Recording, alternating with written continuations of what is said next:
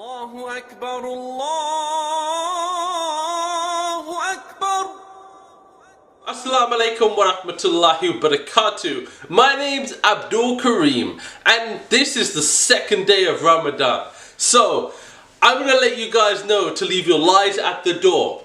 When you've walked through the door that is Ramadan, you should have left your lies at the door. I know a lot of us Muslims in the world, we've gotten so used to lying, especially in the 21st centuries. Lying is almost just a normal part of life. We don't expect anybody to have told the truth. We always expect deception in every word that people say.